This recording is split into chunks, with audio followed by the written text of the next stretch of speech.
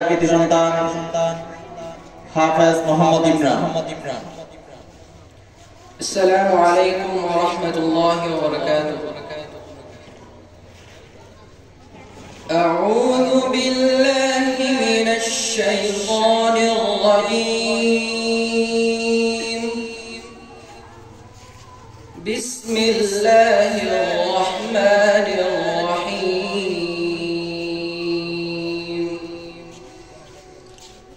وإذ قال إبراهيم رب اجعل هذا بلدا آمنا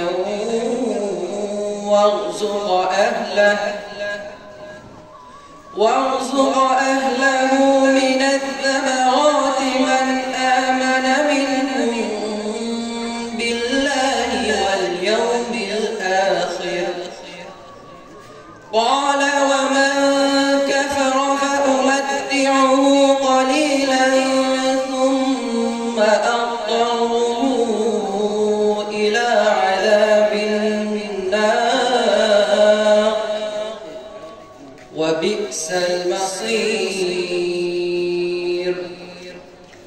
وإذ يرفع إبراهيم القواعد من البيت وإسماعيل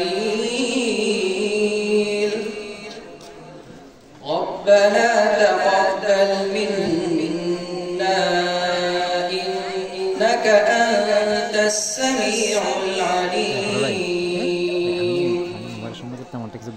ربنا وجعلنا مسلمين لك ومن ذريتنا أمة مسلمة لك وأرنا مناسكنا إنك أنت التواب الرحيم ربنا وابعث فيهم رسولا منهم يتلو عليهم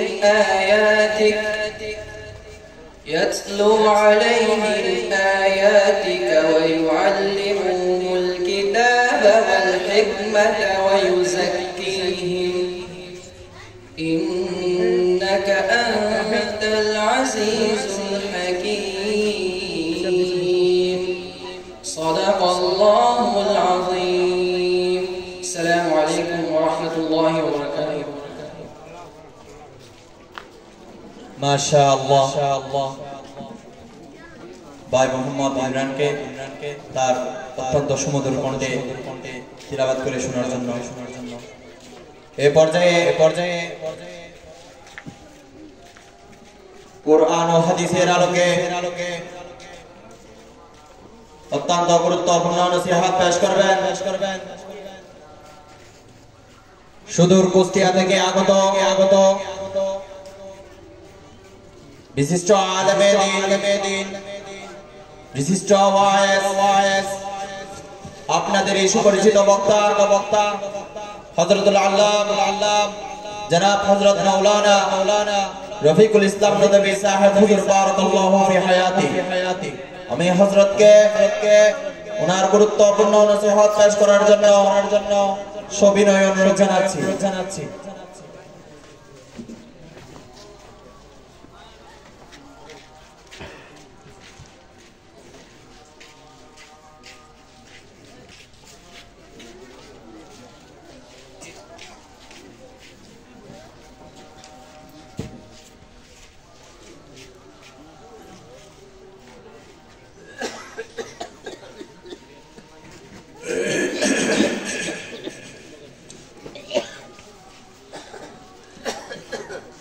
السلام عليكم ورحمة الله وبركاته.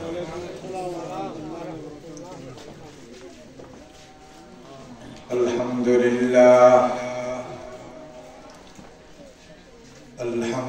لله وكفى وسلام على عباده الذين اصطفى.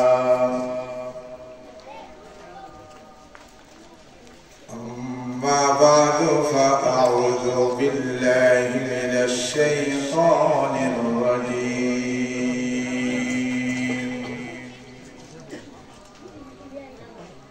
بسم الله الرحمن الرحيم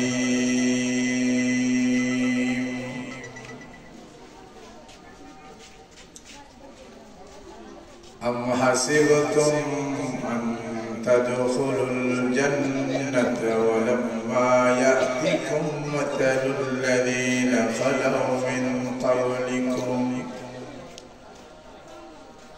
مستهم البأساء والضراء وزلزلوا حتى يقول الرسول والذين آمنوا معه متى نصر الله ألا إن نصر الله قريب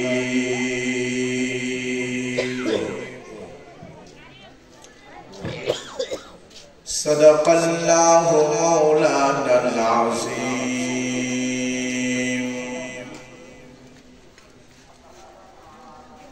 وعن أبي هريرة رضي الله تعالى عنه قال قال رسول الله صلى الله عليه وسلم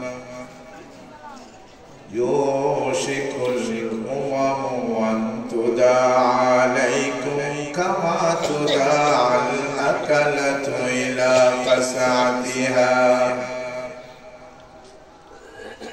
فقال قائل ومن قلة نحن يومئذ قال بل أنتم يومئذ كثير ولكنكم غثاء كغثاء السيل ولينزعن الله من صدور عدوكم المهابة منكم وليقذفن في قلوبكم الوهن قال قائل يا رسول الله وما الوهن قال حب الدنيا وكراهية الموت وقال عمر بن الخطاب رضي الله تعالى عنه في دعائه في آخر حياته اللهم ارزقنا شهادة في سبيلك ووفاة في بلد رسولك وصدق رسوله النبي الكريم ونحن على ذلك لمن الشاهدين والشاكرين والحمد لله رب العالمين شغل درشد قولي اللهم صل على محمد وعلى آل محمد كما صليت على إبراهيم وعلى آل إبراهيم إنك حميد مجيد اللهم بارك على محمد وعلى آل محمد كما باركت على إبراهيم وعلى آل إبراهيم إنك مجید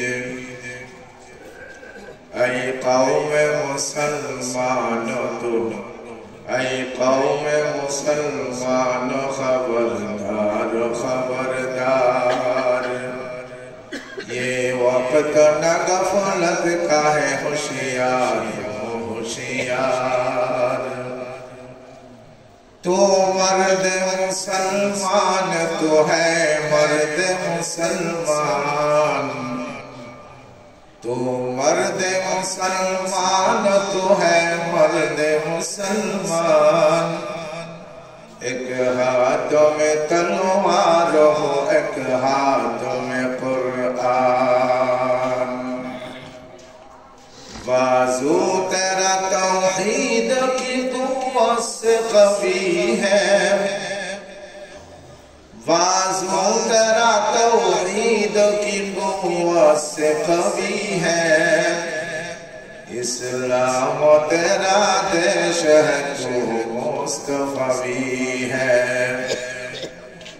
دنیا کو ہے اس مہدی برحق کی ضرورت دنیا کو ہے اس مہدی برحق کی ضرورت وہ جس کی نگاہ زلزلہ عالم افکار ہم نعرہ تکبیر سے دنیا کو جگا دے ہم نعرہ تکبیر سے دنیا کو جگا دے ملت کی حفاظت کے لیے جان لٹا دے للہ تکبیر للہ تکبیر نعرہ تکبیر الحمدللہ ইসলামী সম্মেলন পরিষদ ও আজিজিয়া তানজিমুল কোরআন মাদ্রাসার উদ্যোগে 2 দিন ব্যাপী বার্ষিক ইসলামী সম্মেলনে আজকে সম্মানিত সদরে মোহতারাম সভাপতি মঞ্চে উপবিষ্ট দিগার হযরতে উলামায়ে কেরাম মুরব্বিয়ানে কেরাম বেরাদারান ইসলাম তরুণ এবং যুবক ভাইয়েরা পর্দার আড়ালে পর্দারত অবস্থায় অবস্থানরত স্ব স্থানে অবস্থানরত আমাদের আমার সম্মানিত মা ও বোনেরা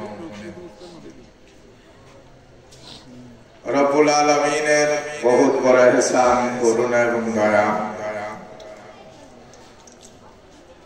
আল্লাহ আমাদেরকে আজকের এই মুবারক মজলিসের জন্য মাহফিলের জন্য আল্লাহ আমাদেরকে কবুল করেছেন আসার মতো বসার মতো দ্বীনি আলাপ আলোচনা করার আর শোনার মতো আল্লাহ তাআলা সুযোগ করে দিয়েছেন এই জন্য আমরা সবাই দিল থেকে শুকরিয়া আদায় করি সকলে বলি আলহামদুলিল্লাহ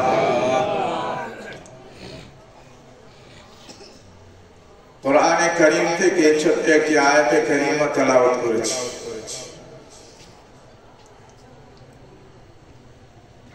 সাথে সাথে সৈয়দুল মুরসালিন রাহমাতুল্লিল আলামিন আকায়ে নামদার তাজদার মদিনা সরওয়ারে দু আলম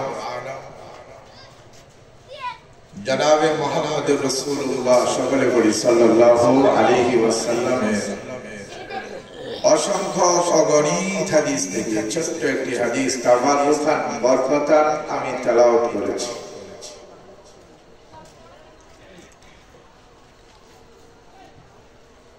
আমরা সারা বাংলাদেশ ঘুরে বেড়াচ্ছি একটা মেসেজ দেওয়ার জন্য সেটা হলো ইসলামের চূড়ান্ত বিজয়ের জন্য আমাদের কিছু তরুণ এবং যুবকের দরকার। আমরা যারা বুড়া হয়ে গেছি আমরা জিকিরে থাকি। ইসলামের চূড়ান্ত বিজয়ের জন্য আমাদের কিছু তরুণ এবং যুবকের দরকার। আর এখনই কিন্তু একটা সুবর্ণ সুযোগ আমাদের হাতছাড়া হয়ে যাওয়া মাসনাদকে দখল করা। এই মাসনাদ, এই হুকুমত, এই ক্ষমতা, এটা আমাদের পূর্ব পুরুষদের আমানত, সেটা আমাদের থেকে হাতছাড়া হয়ে গেছে। কি বলেন? আমাদের যে সম্পদ মুরব্বীদের, আমাদের আকাবিরদের রেখে যাওয়া, যেই মাসনাদ, যেই সম্পদ, যেই হুকুমত, যেই চেয়ার, যেই ক্ষমতা, এটা আজ চিন্তায় হয়ে গেছে। ইসলামের ডাকাত এবং সন্ত্রাসীরা আমাদের মসনদকে ছিনিয়ে নিয়েছে। তাদের থেকে পুনরায় ছিনিয়ে নেওয়ার এখনই চূড়ান্ত সুযোগ। আর এর জন্য প্রয়োজন কিছু তরুণ এবং যুবকের। এটাও কিন্তু রাসূল করিম সাল্লাল্লাহু আলাইহি ওয়াসাল্লামের সুন্নতও বটে। আল্লাহর নবী জনাবে মুহাম্মদ রাসূলুল্লাহ সাল্লাল্লাহু আলাইহি ওয়াসাল্লাম তরুণদেরকে ইসলামের দিকে আসার জন্য চেষ্টা মেহনত করেছেন এবং কাবা বাইতুল্লাহর গিলাফ ধরে আল্লাহর দরবারে দোয়া করেছেন।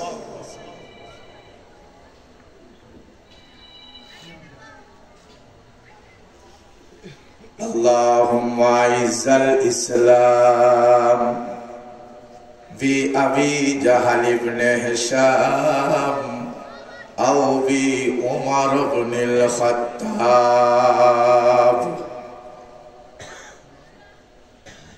আল্লাহ নবী দোয়া করলেন, বাইতুল্লাহর গিলাফ ধরে রব্বুল আলামিনের কাছে চাইলেন, মাবুদ সুমাইয়া শহীদ হয়ে গেল এবং বেলালের গলায় রশি দিয়ে কুকুরের মতো মরা লাশের মতো উত্তপ্ত বালুকা রাশির মধ্যে টানাটানি করতেছে বেঈমান শক্তিরা, কাফেররা। এই জুলুম, নির্যাতন থেকে, অত্যাচার থেকে আমার উম্মতকে বাঁচানোর জন্য, ইসলামকে বিজয়ী করার জন্য আল্লাহ মক্কার মধ্যে শ্রেষ্ঠ দুইজন টপ টেরর আছে, সবচেয়ে বড় সাহসী যুবক আছে। নম্বর 1 আবু জেহেল, নম্বর 2 হলো ওমর ইবনুল খাত্তাব। আমর ইবনে হিশাম, হিশামের বেটা আমর, আরেকজন হলো খাত্তাবের বেটা ওমর। রব্বুল আলামিন তোমার মর্জি মোতাবেক যাকে ইসলামের জন্য তুমি উপযোগী মনে করো আল্লাহ তাকে তুমি ইসলামের জন্য কবুল করে নাও। রাসূলের দোয়া করছেন না? তো আমাদের দোয়া করা দরকার। যুবকরা যদি ইসলামের মধ্যে আসে, যেমন সাহাবায়ে কেরাম, হযরত ওমর ইবনুল খাত্তাব যখন ইসলামের মধ্যে আসে রাসূলের দোয়ার বরকতে তো ইসলামের বিজয় হয়ে গেছে। সেদিন থেকে আর লুকায় লুকায় কোনো ইবাদত না, প্রকাশ্যে বাইতুল্লাহর মধ্যে সালাত কায়েম করা হয়েছে, নামাজ পড়েছে।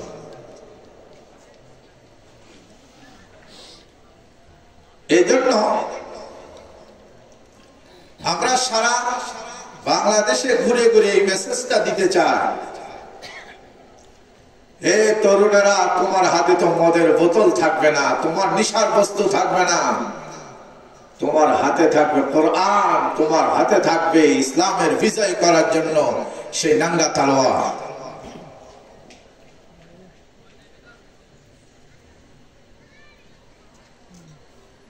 হযরত সুমাইয়া রাদিয়াল্লাহু রাদিয়াল্লাহু তাআলা আনহা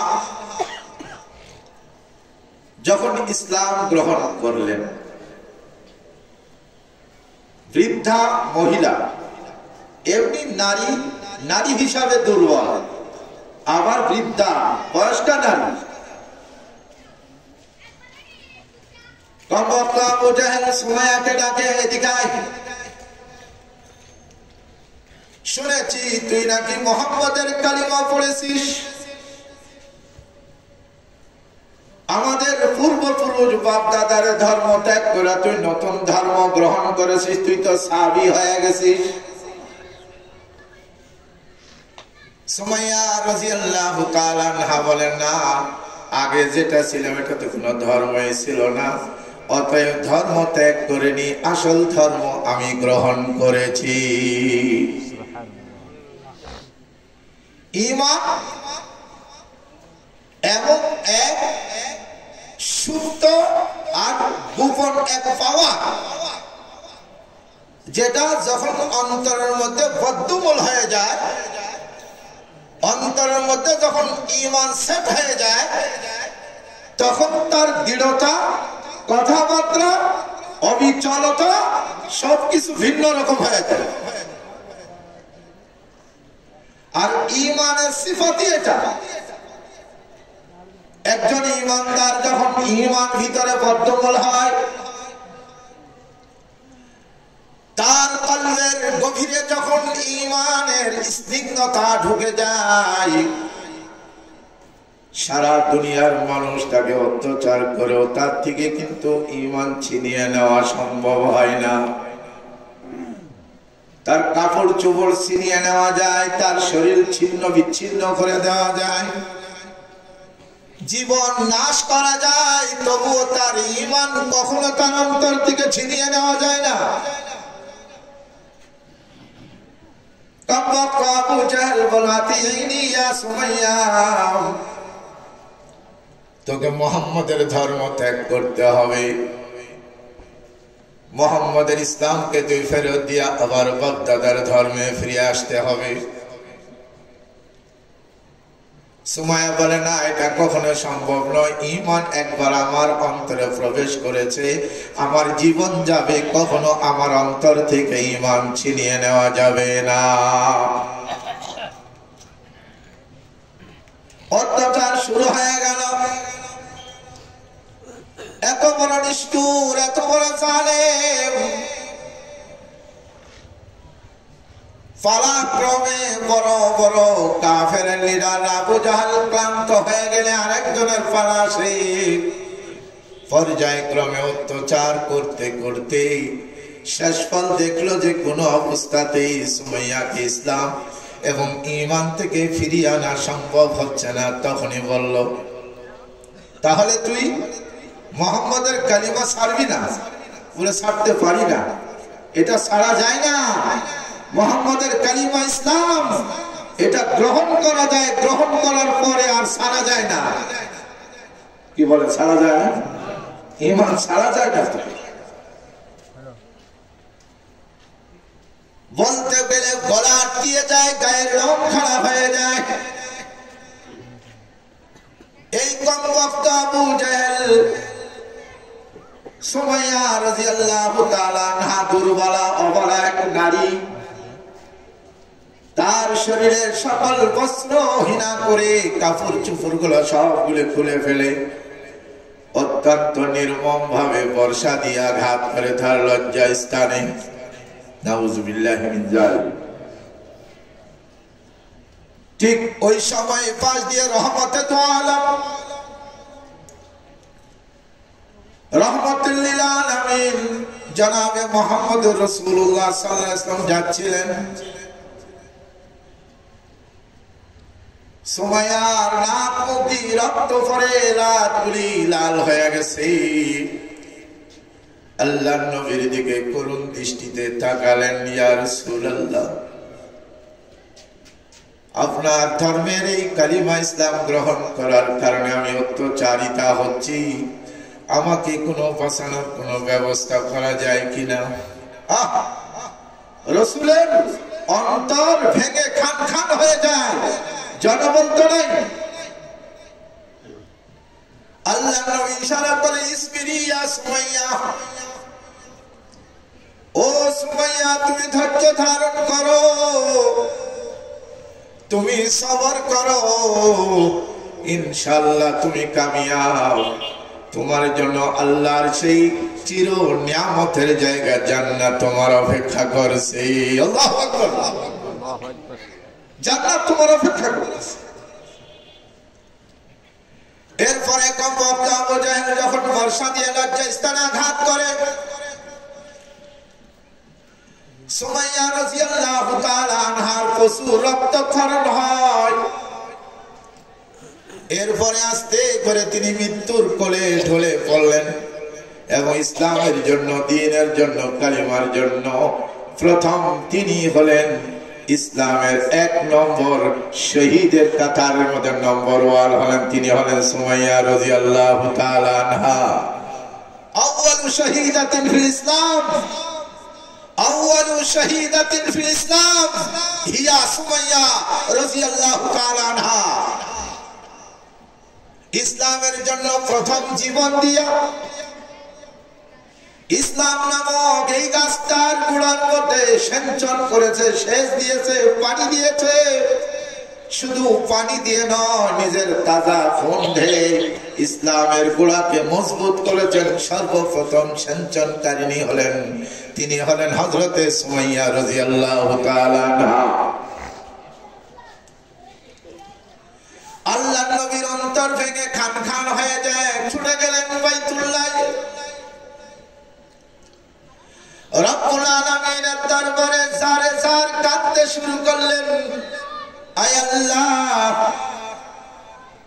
বেলালের গলায় রশি ধরে টানাটানি করতেছে, সুমাইয়া শাহাদাত বরণ করে গেছে, আম্মার ইবনে ইয়াসির সহ।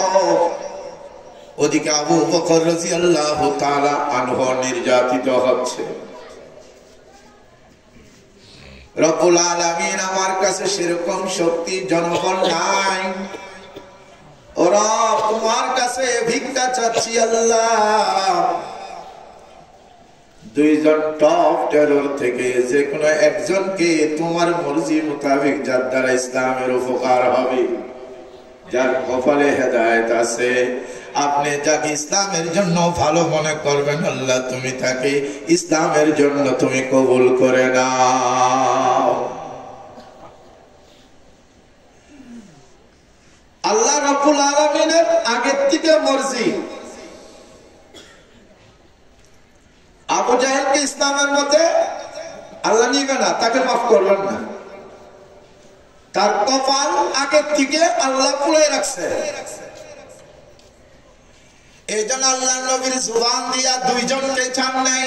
যদি 2 জনে চাইতেন তো আল্লাহ দিতেন, কিন্তু আল্লাহ রাব্বুল আলামিন আবু জেহেলকে অথবা ওমর ইবনুল খাত্তাবকে, রব্বুল আলামিন যাকে তুমি মুনাসিব মনে করো, যার দ্বারা ইসলামের উন্নতি হবে, উপকার হবে, তাকে তুমি ইসলামের মধ্যে কবুল করে নাও।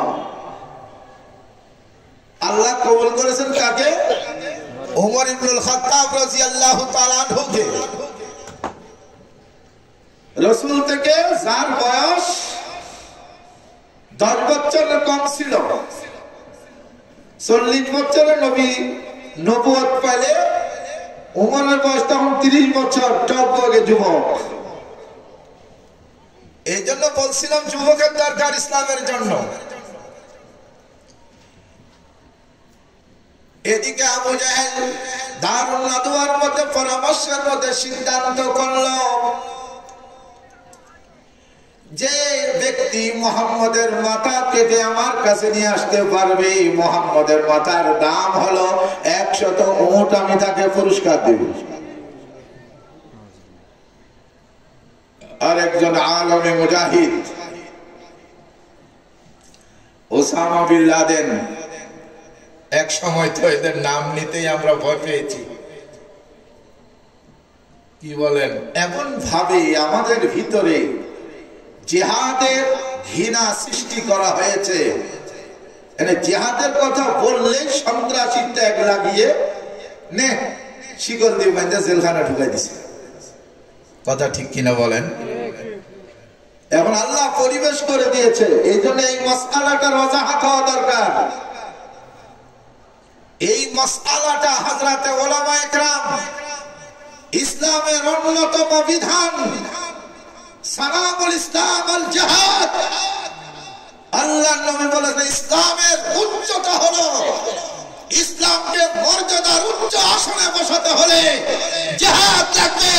জিহাদ ছাড়া ইসলামের উচ্চ আসনে বসানো যাবে না। এটা আমরা না বলতে বলতে এমন হয়ে গেছে, আমরাই তো ভুলে গেছি জিহাদও যে ইসলামের একটা অন্যতম বিধান। এবং জিহাদ সম্পর্কে রাসূল পরিষ্কার বলেছেন, হে আমার উম্মত, ইযা তারাকতুমুল জিহাদ ফাসাল্লাতাল্লাহু আলাইকুমুদ-দিল্লা।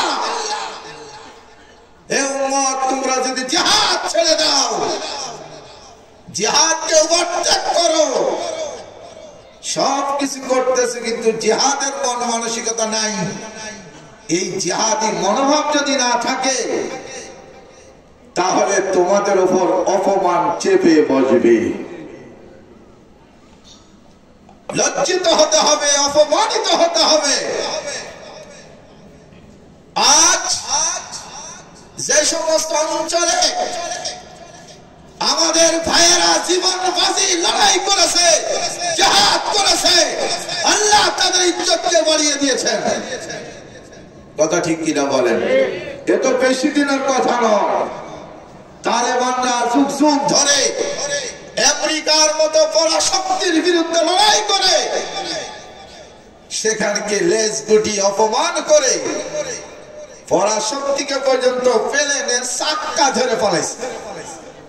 কথা ঠিক কিনা বলেন? আজ সারা দুনিয়ার মধ্যে তালেবানের ইজ্জত আর আবরুকে, ইজ্জত আর সম্মানকে আল্লাহ বুলন্দ করে দিয়েছেন।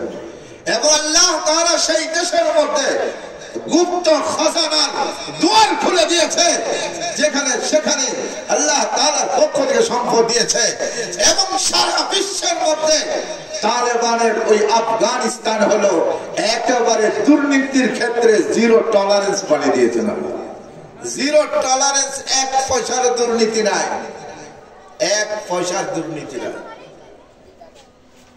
এবং অর্থনৈতিক দিক দিয়া, আরে আমরা তো জানি আগে জাপানে গাড়ি বানায়, এখন মোল্লারাও মাশাআল্লাহ পাগড়ি মাথায় ঠিকই আছে, দাড়িও ঠিক আছে, মিসওয়াকও পকেটে আছে, আবার ওরা সারা বিশ্বকে চমক লাগিয়ে দিয়েছেন, আজীব আজীব গাড়ি তৈরি করতেছে।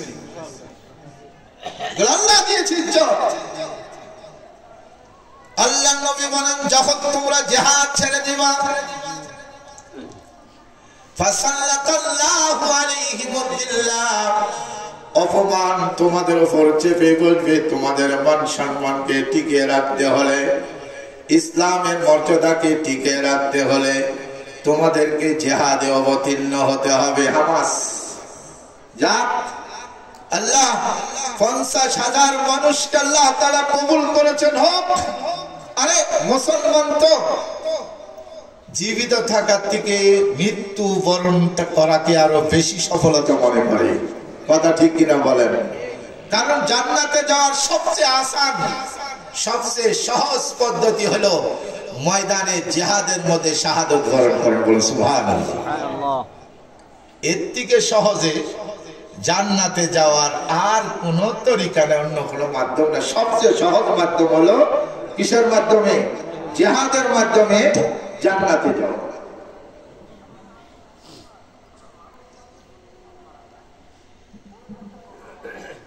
সে হামাস এত বড় একটা শক্তি, এত বড় দাম্ভিকতা, তাদের দাম্ভিকতাকে চুরমার করে দিয়ে আল্লাহ, ওরা নিজেরাই এখন যুদ্ধ বিরতি, এগুলি হলো লজ্জাকে ঢাকার জন্য একটা বাহ্যিক একটা সাইনবোর্ড বানিয়েছে। আসলে কিন্তু ওরা অবস্থা বুঝতে পারেছে। আরে এরা তো আমাদের ওই সমস্ত বংশধর যারা বদরের প্রান্তে মাত্র 313 জন 1000-এর মোকাবেলা করে বিজয় অর্জন করেছে। আমাদের ভিতরে রয়েছে তালহা জুবাইরের রক্ত, খালিদ বিন ওলীদের রক্ত, আমির হামজার রক্ত, এই কোনদিন এই জাতি কখনো পরাজয় করে না, শহীদ হয়। শহীদ হলে জীবিত থাকা গাজীর থেকে আরো বেশি মর্যাদাশীল হয়ে যায়, আল্লাহ তাদেরকে আরো মর্যাদা বাড়িয়ে দেয়।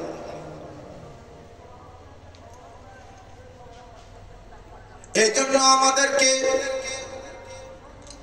আল্লাহর দরবারে নবী যেমন দোয়া করেছেন আমরাও দোয়া করি, আমরাও চাই ও যুবকেরা তোমরা ইসলামের মধ্যে আসো, তোমাদের হাত ধরে বাংলার জমিনে আমরা ইসলামী হুকুমত কায়েম করতে চাই। তৈরি আছি তো? না ওই কামে নাই, খালি দাওয়াত খাইবে না, খালি দাওয়াত খাইলে কাম হবে না। এবার বুলেট খাইতে হবে, বুলেট খাইতে হবে, খালি দাওয়াত খাইলে হবে না, বুলেট খাইতে হবে। হযরত ওমর ইবনুল খাত্তাব রাদিয়াল্লাহু তাআলা আনহুকে আল্লাহ ইসলামের জন্য কবুল করলেন। কমবক্ত আবু জেহেল দারুন নদওয়ার মধ্যে ঘোষণা দিল যে নাকি মুহাম্মদের মাথা কেটে নিয়ে আসবে তাকে 100 উট পুরস্কার দেওয়া হবে। 100 উট মানে কি জানতেন? কয়েক টাকার ব্যাপার। এখন তো বর্তমানে যুগে কোটি, কয়েক কোটি টাকার ব্যাপার। ওমর ইবনুল খাত্তাব ওই দারুন নদওয়ার সদস্য, সে দাঁড়িয়ে গেল, বাস আমার পুরস্কারের কোনো লোভ নাই, পুরস্কারের দরকার নাই, আমার সম্পদের কোনো অভাব নাই, কিন্তু আমার বাপদাদার ধর্মকে টিকিয়ে রাখার জন্য পরবর্তী জেনারেশন আমাকে বাহাদুর বলবে, আমাকে সাহসী যুবক বলবে। বাপদাদার ধর্মকে টিকিয়ে রাখার জন্য মুহাম্মদের মাথা কেটেছে, এটা সুনাম করলে হবে, পুরস্কারের কোনো দরকার নাই। বেরিয়ে গেল। রাস্তার মধ্যে হযরতে নুআইম ইবনে আব্দুল্লাহ রাদিয়াল্লাহু তাআলা আনহুর সাথে দেখা, যিনি ইসলামকে গোপন রেখেছে, কারণ সে যেমন ইসলাম গ্রহণ করার পর ইসলামকে প্রকাশ করা বড় দুঃসাধ্য ব্যাপার ছিল। এরকম গোপনে গোপনে অনেকে মুসলমান হয়েছে কিন্তু জানা ছিল না, গোপনে গোপনে ইসলাম গ্রহণ করেছে। তার মধ্যে একজন নুআইম ইবনে আব্দুল্লাহ। রাস্তার মধ্যে ওমরের সাথে দেখা। ওমরকে তো সবাই চিনে, আবু জাহেলের সেকেন্ড ইন কমান্ড, ডাইন হাত বাবা। অবস্থা খারাপ দেখে নাঙ্গা তলোয়ার, উন্মুক্ত তলোয়ার নিয়ে খুব রাগত ছড়ে ছুটেছে, মুহাম্মদের খোঁজ দিচ্ছে কোথায় আছে।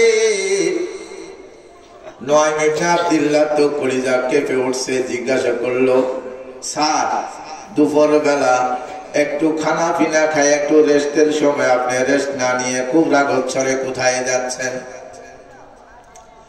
নুআইম ইবনে আব্দুল্লাহ রাদিয়াল্লাহু তাআলা আনহু এই প্রশ্ন করার পরে বলে, তুই জানিস না যে আমাদের বাপদাদার ধর্মের বিরুদ্ধে এক কালিমা, নতুন এক কালিমার দাওয়াত দিচ্ছে মুহাম্মদ ইবনে আব্দুল্লাহ, তার মাথাকে কেটে আনার জন্য যাচ্ছি, হত্যা করবো আমি তাকে। নুআইম ইবনে আব্দুল্লাহ আশিকে রাসূল, এবং প্রতিটা ইমানদার, প্রতিটা মুসলমানই তো আশিকে রাসূল, কারণ আশিকে রাসূল হওয়া ছাড়া প্রকৃত ইমানদার হওয়া যায় না। অনেকে শুধু নিজেকে আশিকে রাসূল দাবি করে, কিন্তু আশিকে রাসূল কারা, বাস্তব পক্ষে কারা? এই সাহাবায়ে কেরাম হলো আশিকে রাসূল। নুআইম ইবনে আব্দুল্লাহ কলিজা কেঁপে উঠলো, হায় হায়, একে তো যে কোনো ভাবে, যে কোনো বাহানায়, যে কোনো উসিলায় ওমরের পথ রোধ করতে হবে, বন্ধ করতে হবে, না হয় আমাদের হৃদয়ে স্পন কলিজার টুকরা চোখের মণি মুহাম্মদের উপর আঘাত করে ফেলতে পারি। আমরা দুনিয়াতে থেকে আর লাভ কি যদি আমরা থাকা অবস্থা মুহাম্মদের উপর এই কাফেরের তলোয়ারের আঘাত লাগে। এই জন্য তাকে আটকাতে হবে। নুআইম ইবনে আব্দুল্লাহ মুস্কি হাসি দিয়ে বললেন, ভাইজান একটা কথা বলি। বলে, বল। আপনি যে যাচ্ছেন মুহাম্মদকে হত্যা করবেন, মুহাম্মদের বংশধর যারা আছে এরা কি আপনাকে ছেড়ে দিয়ে কথা বলবে? তারিখ ইতিহাস কথা বলে যে ওমর ইবনুল খাত্তাব তলোয়ার উঠাইছে, মনে হয় যেন ওয়ান্তা সাবি তখন তৎকালীন জমানায় ইসলাম গ্রহণকারী কালিমা গ্রহণকারীকে সাবি বলতো। সত্যিকারের যারা ইমানদার তাদেরকে বলতো সাবি। সাবি শব্দের অর্থ হলো ধর্মত্যাগী। অত্যন্ত দুঃখের সাথে বলতে হয় আজকেও যারা সত্যিকার অর্থে মুসলমান, সত্যিকার অর্থে ইমানদার, সত্যিকার অর্থে আশিক রাসূল, তাদেরকে ওয়াহাবি বলে। সাবি আর ওয়াহাবির সাথে একটা মিল আছে, কথা বুঝেন নাই? আজকে সত্যিকার আশিক রাসূলদেরকে কি বলা হয়? আর নবীর যুগের সত্যিকার আশিক রাসূলদেরকে সাবি বলা হয়, আর আমাদের যুগের সত্যিকার আশিক রাসূলদেরকে ওয়াহাবি বলা হয়। একটা মিল আছে। এই আমার মনে হয় তুই সাহাবী হয়ে গেছিস, তুইও মনে হয় ধর্ম ত্যাগ করেছিস। হযরত মুআবিয়া ইবনে আব্দুল্লাহ বলেন এখন একটু সুবর্ণ সুযোগ, আরে আমিও হত্যা হয়ে যাই, আমার মতো আরো অনেক মানুষ যারা গোপনে ইসলাম গ্রহণ করেছে তাদের নাম বলে দিই, সেগুলিকে মারতে মারতে ক্লান্ত হয়ে যাক, নবীর উপর আঘাত আসা থেকে ওমর বিরত হয়ে যাক। তখন ওমরের মেজাজকে গরম করে দেওয়ার জন্য মুআবিয়া আব্দুল্লাহ বাসারে আমি মুসলমান হইছি না হইছি, সাহাবী কিনা এটা তো দূরের কথা, আগে ঘরের খবর আসেনি। তোমার আপনার আপন বোন ফাতেমা এবং তার জামাই সাঈদ এরাও তো মুসলমান হয়ে গেছে। মুআবিয়া ইবনে আব্দুল্লাহর উদ্দেশ্য হলো ওমরের পথকে গতিরোধ করা, আটকায়া দেওয়া, যেন এই তলোয়ারের আঘাত মুহাম্মদ পর্যন্ত না যায়। অন্যথায় তিনি চুগলখড়ি করেননি যে বোন আর সাঈদের কথা কেন বলে দিল। আসল উদ্দেশ্য হলো তাদের ব্যাপারে চুগলখড়ি নয়, আসল উদ্দেশ্য হলো আমার মতো নুআইম, সাঈদ, ফাতেমা সহ হাজারো মানুষ আমরা কুরবান হয়ে যাব, তবু রাসূলের গায়ের মধ্যে একটা ফুলের টুকাও আমরা লাগতে দিব না। এটাই হলো আশিকে রাসূল। আমরা তো আশিকে রাসূল এমন নবীর ইজ্জত নিয়ে টানাটানি করে, খতম নবুয়ত, নবীকে আখিরি নবী মনে করে না। সেই খতম নবুয়তের চাদরকে আল্লাহর নবীর খতম নবুয়তের ইজ্জতের চাদর নিয়ে টানাটানি চলছে কাদিয়ানীদের, আমাদের সুন্নি ভাইদের, যারা নিজেদেরকে আশিক রাসূল বলে। এরা পুরো একটা সংগঠন আছে, সেটা আমাদেরকে করতে হয়। কিছুদিন আগে আপনারা শুনেছেন আল্লামা আব্দুল হামিদ পীর সাহেব মধুপুর, তিনি খতম নবুয়ত সংরক্ষণ কমিটির আমির, নরসিংদী এই এক প্রোগ্রামে গিয়া মারাত্মক অ্যাক্সিডেন্ট করেছে। আজগর আলী হাসপাতালে আছে ঢাকায়, দাঁত পড়ে গেছে, একেবারে মুখোমুখি সংঘর্ষ। 85 বছর বয়স। আল্লামা শাহ শফি রহমতুল্লাহ আলাইহি যখন ইন্তেকালের আগ মুহূর্ত পর্যন্ত সরকারি মানুষের আসছে, তাদেরকে কি বলেছিলেন তিনি?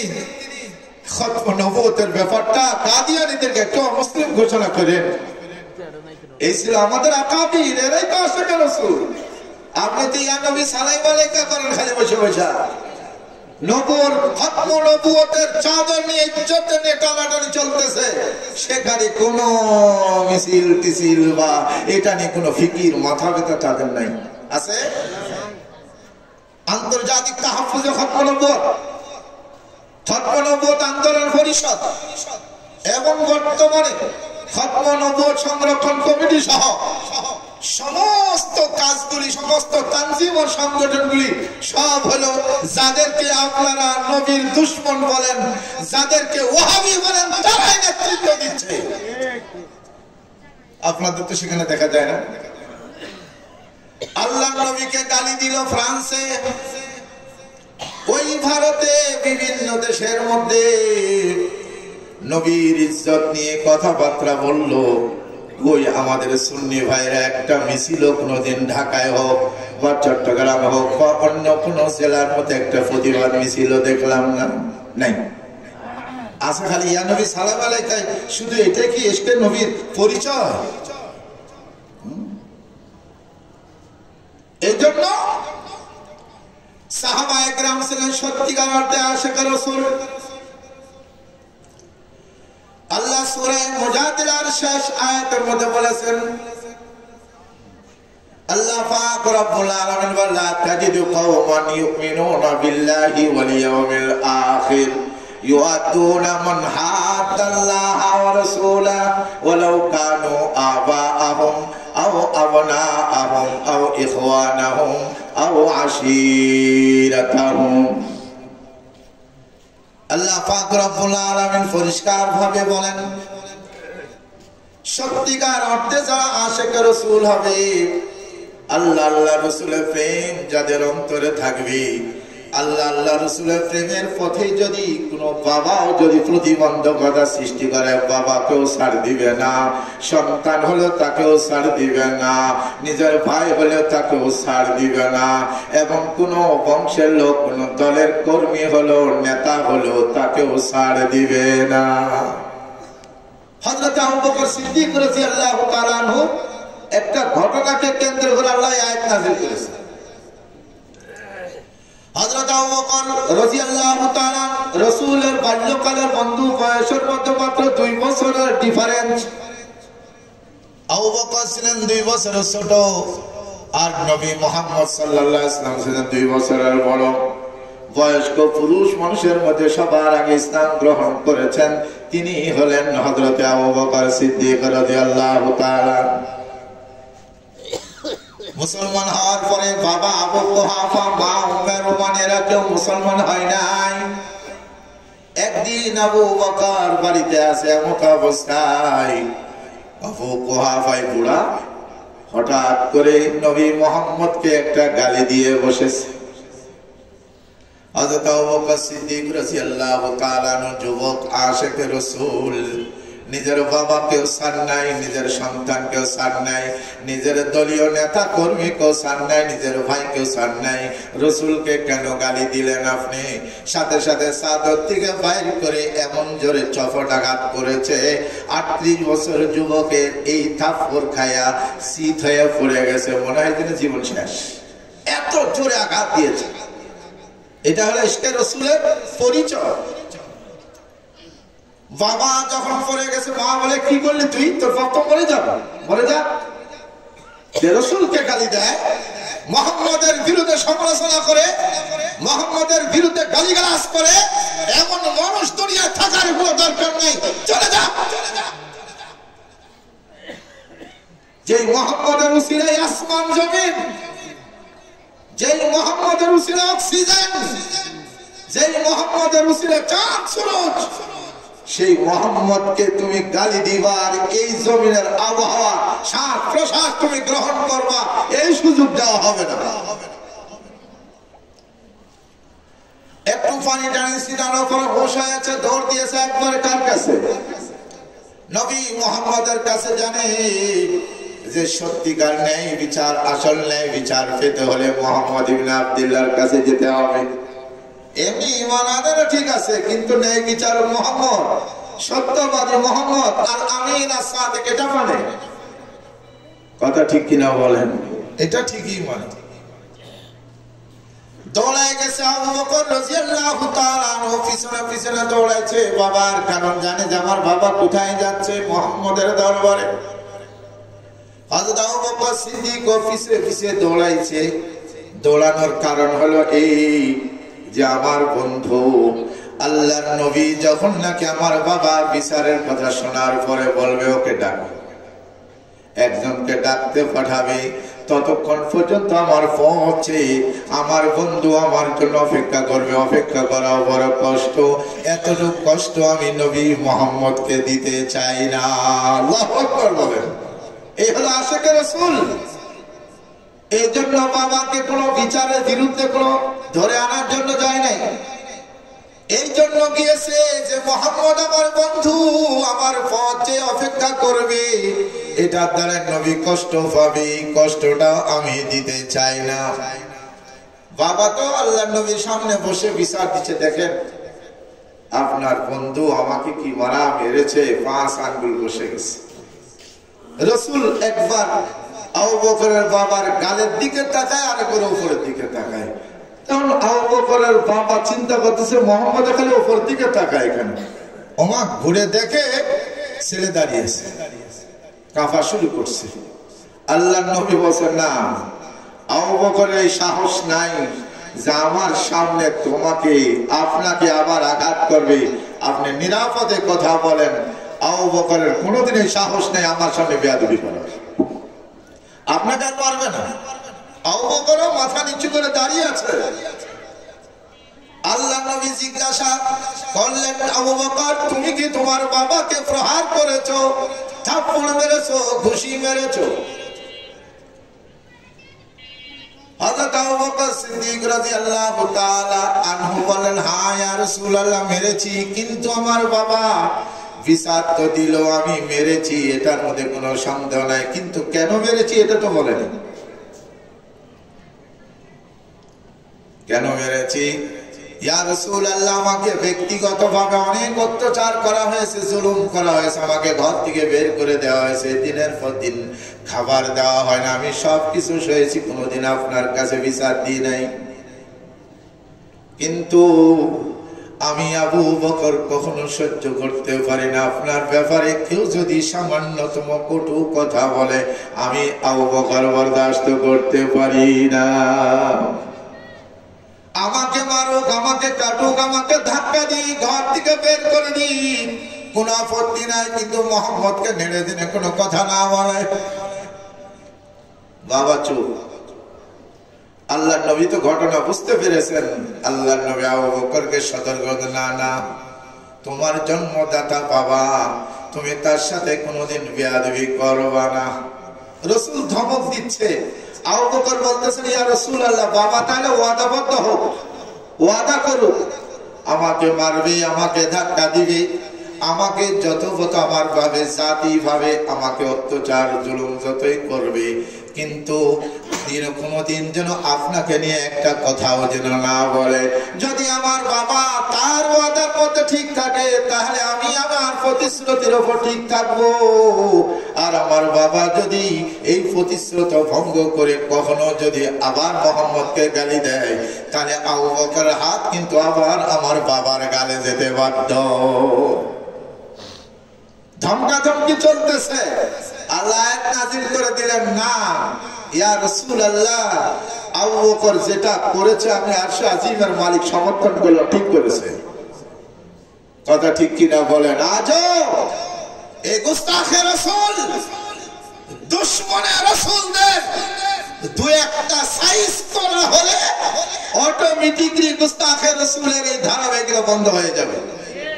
না হয় এটা চলতেই থাকবে, কিন্তু যদি দুই একটাকে সাইজ করে দেন না, তাহলে সামনের থেকে আর এই সাহস আর কেউ করবে না।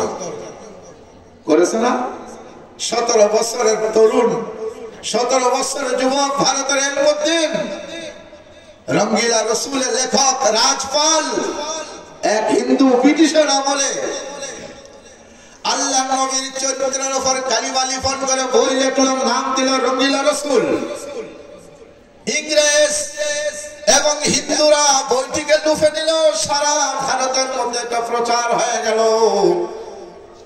একের পর এক এডিশন, একের পর হাজার হাজার বই বিক্রি হয়ে যাচ্ছে। কারণ সব দুশ্মনের রসুল, খ্রিস্টানরা রসুলের দুশ্মন, হিন্দুরা রসুলের দুশ্মন, সবাই কিনতেছে। সারা ভারতের মধ্যে প্রচার হয়ে গেল এমন নাপাক নাপাক কথা আল্লাহ নবী সম্পর্কে, উম্মাহাতুল মুমিনিন সম্পর্কে, যেগুলি বলা বড় কঠিন, মুসলমানরা মুখে আনাও এটা অসম্ভব, এমন এমন খারাপ কথা লিখেছে। একদিন এলমুদ্দিন এই যুবককে, এখনো বিয়ে শাদী করে নাই, মুসলমান ঘরের সন্তান, তার মা ডাকছে, বলে দিগায়, যদি তোকে আমি আমার স্তন থেকে দুধ পান করিয়ে থাকি, তোকে একটা দায়িত্ব দিব। এই যে ছুরিটা নে, এই ছুরি নিয়ে তুই যা রাজপালের ওই যেখানে বই বিক্রি করতেছে, নিজেই লেখক, নিজে আবার স্টলের মধ্যে দাঁড়িয়ে বই বিক্রি করছে, ওই জায়গায় যায়া যতদিন তাকে শায়েস্তা না করবি, দুনিয়া থেকে খতম না করবি, ততদিন পর্যন্ত তুই আমার কাছে আসবি না, আমাকে চেহারা দেখাবি না। আল্লাহু আকবার। এমন মায়েরা বর্তমানে আছে আছে কিনা? নিজের সন্তানদেরকে, তরুণদেরকে, যুবকদেরকে অস্ত্র তুলে দিয়ে বলবে, যা দুশমনের মোকাবেলা কর। এমন মায়ের সন্তান ঘরে ঘরে এখনো আছে। যুবক চাদরের মধ্যে ছুরিখানা নিয়ে ওই রাজপালের রঙ্গিলা রসুলের বই স্টলের মধ্যে চলে গেল। যাওয়ার পরে বসে, আপনি কি রঙ্গিলা রসুল লেখক? বলে হ্যাঁ। তোমার লাগবে? বলে হ্যাঁ লাগবে। বই লাগবে? মনে মনে বসে, আপনাকেও লাগবে। আগে বই লাগবে। আস্তে করে বইটা তার হাতে ভাবে দেওয়ার সাথে সাথে কলার চেপে ধরে এক হাত দিয়ে নিচের দিকে টান দিয়ে আর একটা দিয়ে ছুরি পেটের মধ্যে ঢুকে দেয়। ডাইনি আর বামে একটা টান দিয়েছে। খতম খতম। আমি এই জন্য বলে থাকি, অনেকে বলে আইন হাতে তুলে নেওয়া মানে রসুলের দুশমনকে হত্যা করার জন্য সাহাবী যুগ থেকে নিয়ে ওই আবু রাফেকে হত্যাকারী সাহাবা, কাব ইবনে আশরাফকে হত্যাকারী সাহাবা, নিজের আইনকে হাতে তুলে নেওয়া ছাড়াই দুশমনের রসুলদেরকে খতম করা যায়নি। আপনি কার আদালতে কাকে বিচার দিবেন? যেই আদালতে বিচার দিবেন এও তো দুশমনের রসুল। আর তৎকালীন জমানার ব্রিটিশের হুকুমত চলতেছে, ওদের কাছে আপনি বিচার দিয়া এই দুশমনের রসুলকে ফাঁসি করাতে পারবেন? আইনকে তুলে নিতে হবে। আর এইরকম আইন হাতে তুলে নিলে আল্লাহ সাপোর্ট করেছেন। আবু বকর রাদিয়াল্লাহু যেমন আইনকে হাতে তুলে নিয়েছে, বাবাকে যে আদালতে সুপর্দ করে নাই, ওখানে নগদ তার বিচার করে দিয়েছে, আল্লাহ সমর্থন জানিয়েছে। এই জন্য রসুলের দুশমনকে খতম করার জন্য যত আইন ভঙ্গ করা দরকার সমস্ত আইন ভঙ্গ করে হলেও দুশমনের রসুলকে খতম করতে হবে। এটার জন্য কোনো আইন লাগে না। এটা সাহাবা যুগ থেকে হয়েছে। আব্দুল্লাহ ইবনে আতিক রাদিয়াল্লাহু তাআলা কোন আইনকে ফলো করেনি। আল্লাহর নবীর দুশমন কাব ইবনে আশরাফ এবং আবু রাফে এই উভয় দুশমনকে হত্যা করেছে কোন আইনের তোয়াক্কা না করে। এই ইলমুদ্দিন বালক শেষ করে গেছে। বইয়ের উপরে মাথাটা নিচু করে কনফেডার মধ্যে ছুরিটা ঢোকে, ডাইনে আর বামে টান দিছে, দুধারি তলোয়ার। শেষ, গ্রেফতার হয়ে গেল। ইলমুদ্দিন জেলখানায় চলে গেল। তৎকালীন জমানায় ব্রিটিশের হুকুমতের মধ্যে পাকিস্তানের একজন বড় ব্যারিস্টার আল্লামা ডক্টর ইকবাল রহমতুল্লাহি আলাইহি, ডক্টর ইকবাল রহমতুল্লাহি আলাইহি ওই ছেলেটার পক্ষে হইয়া নিজেই তিনি কেস লড়তেছেন। জেলখানার মধ্যে যখন যাওয়ার পর ওই বালকের সাথে দেখা করার পরে বসে, বালক তোমার মতো তরুণ, তোমার মতো বালক আমাদের আরো দরকার, তোমার কিছুদিন আরো বাঁচার দরকার, এখনো দুশমনের রসুল সব কিছু শেষ হয় নাই, তোমাকে আরো কিছুদিন দুনিয়ায় থাকা দরকার। অতএব তোমার জন্য যা যা করার দরকার, আইনি যত প্রকার সহায়তা দেওয়া দরকার আমি দিব, তুমি শুধু এতটুকু বলবা, যেহেতু তোমার বয়স এখনো পূর্ণতা হয়নি, 18 বছর হয়নি যেহেতু, এই জন্য তুমি আদালতে গিয়ে বলবা আমি যখন তাকে মারি আমার মাথা ঠিক ছিল না, এতটুক বললেই বাকিটা আমি তোমাকে খালাস আর মুক্ত করার ব্যবস্থা আমি করব। কথা শোনার পরে যুবক ডক্টর ইকবালের দিকে তাকিয়ে ঝরে কাঁদতেছে, চোখ দিয়ে পানি বের হয়ে যায়। ডক্টর ইকবাল রহমতুল্লাহ বলে, বালক তুমি কাঁদো কেন?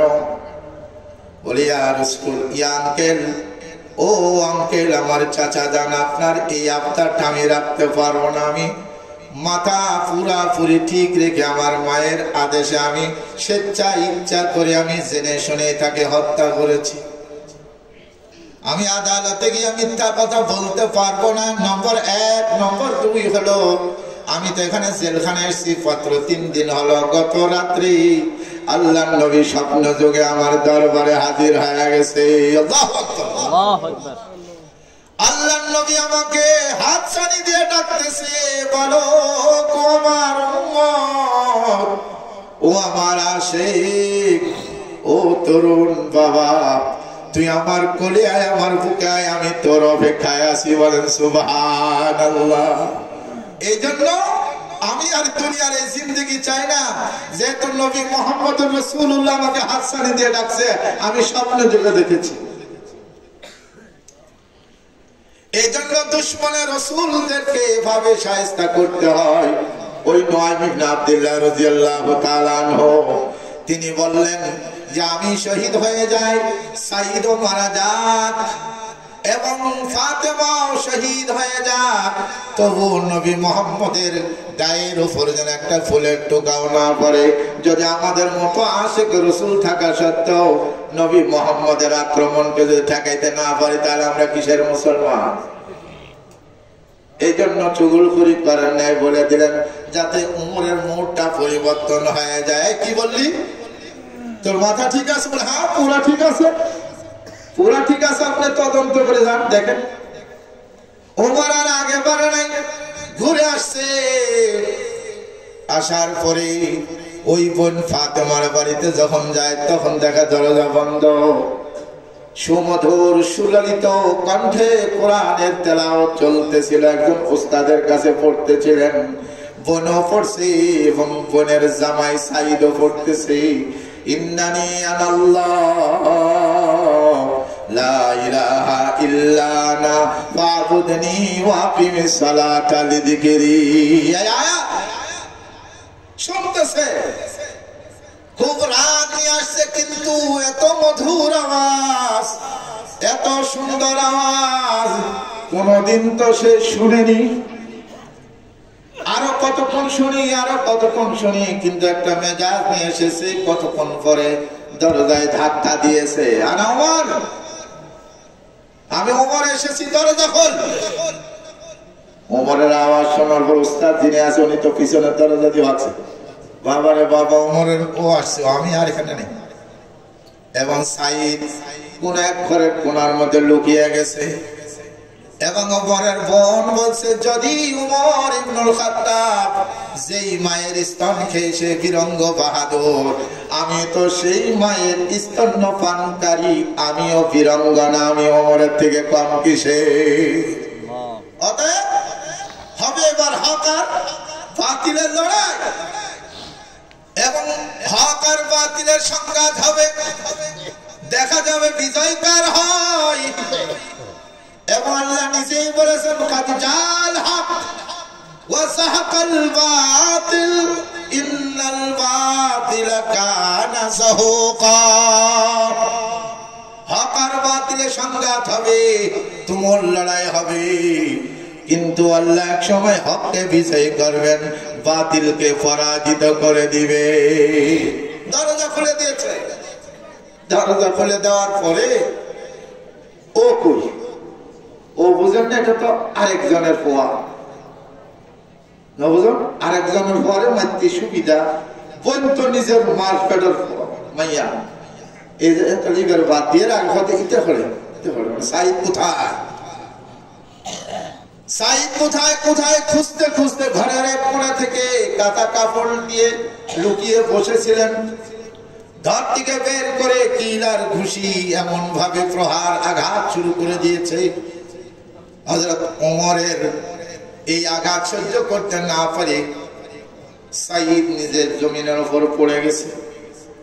এরপরে হাদিসের মধ্যে আসছে ফাতাহু ওয়াতান শাদীদা, জমিনে পড়ে যাওয়ার পরে তার আক্রমণ বন্ধ হয় না, পায়ের গোড়ালে দিয়ে শক্তভাবে তাকে মারানো শুরু করছে। পায়ের গোড়ালে দিয়ে পা দিয়ে আঘাত করতেছে। একজন স্ত্রী তার স্বামীর উপর অত্যাচার হবে, স্ত্রী দেখে এটা কখনো সহ্য করতে পারে না, পায়ের হাত ধরে ফেললো। ভাইজান, যদি ইসলাম গ্রহণ করার কারণে যদি সাইদ অত্যাচারিত হয়, আমিও তো আপনার বোন, আমিও ইসলাম গ্রহণ করেছি, সাইদকে রাখেন, এবার আমাকে আঘাত করেন। বোন নিজের উপর আঘাত নিয়ে নিছে স্বামীকে আঘাত থেকে বাঁচানোর জন্য। মারতে মারতে মহিলা মানুষ দুই একটা ঘুষি দেওয়ার পরে ফাতেমা রাদিয়াল্লাহু তাআলা আনহা পড়ে গেছে।